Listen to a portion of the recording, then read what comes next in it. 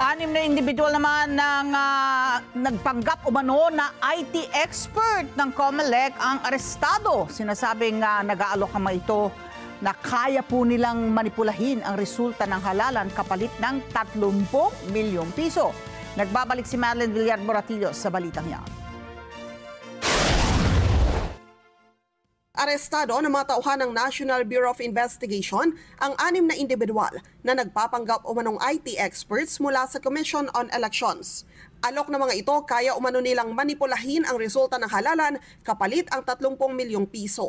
Ang isa sa kanila, nagpakilalang may direktang koneksyon umano sa COMELEC at apo ng dating chairman ng poll body na si Mayor Benjamin Abalos Sr. at pamangkin umano ni senatorial candidate Benher Abalos. Dahil duda ang kandidatong inalok nila ng serbisyo, dumulog siya sa NBI Olongapo District Office.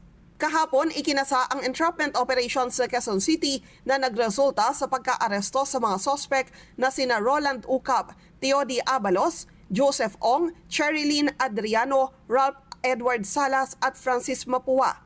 Agad naman silang isinalang sa inquest proceedings sa Department of Justice. Kabilang sa kinakaharap nilang reklamo ngayon ay estafa, usurpation of authority at paglabag sa Automated Election System Law. Muli namang binigyan diin ng COMELEC na hindi kayang maniobrahin ang mga bagong makina. Inuulit natin sa buong bansa, sa mga kababayan natin, sa mga kandidato, wala pong ganyang klase na pwedeng maniobra ng ating halalan, lalo-lalo na kung pag-uusapan ay ang ating sistema, ang ating mga makina.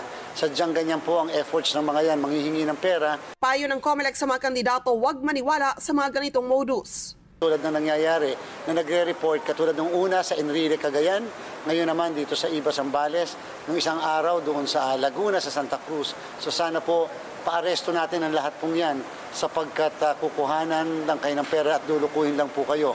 Wala naman pong katotohanan yung mga sinasabi nila. Samantala, 100% ang handa ang COMELEC para sa halalan sa Lunes, Mayo 12. Lahat ng mga makina at balota na i-deliver na at nasa Treasurer's Office na ng mga lungsod at munisipalidad. Halos lahat naman ng Starlink na ikabit na rin umano sa mga lugar na may problema ang signal. Handa po ang COMELEC. Siyempre, lagi sa isang operation, sa isang ganito, meron biglang pumapasok na problema, issue. Ang importante, intact yung aming contingency measures, intact yung aming operation plan. Ang regular na oras ng botohan ay alas 7 ng umaga hanggang alas 7 ng gabi. Pero may early voting para sa mga senior citizen, buntis at persons with disabilities mula alas 5 ng madaling araw hanggang alas 7 ng umaga. Sa mga kandidato naman, ang paalala ng COMELEC, sa Linggo, Mayo 11, bawal ng mangampanya. Yung may mga dala-dala pang mga materials katulad ng tarpaulin, bawal na po yan hanggang may pangangampanya na. Sa Mayo 11 rin magsisimula ang liquor ban. May 30 guro naman ang nag-withdraw at hindi magsisilbi sa araw ng halalan dahil may kamag-anak silang kakandidato. Ang iba ay may sakit. Nakadeploy na po sila, naka-pre-position na po. For example, sa Bangsamoro, sa may bandang Maguindanao area na andyan na po. Kasi ang plano talaga ng COMELEC, kung ang pangyayari ay nangyari dito sa region na to, ang gagamitin namin PNP na pampalit ay coming from other regions, not coming from the same region. Yan ay para maiwasan yung akusasyon na maaari magamit yung ating PNP personnel sa pamumulitika ng iba. So, yan po yung strategy natin at meron po tayong operation plan. Madeline Villar-Moratillo para sa Mata ng Agila. Matatag, matapang, matapat.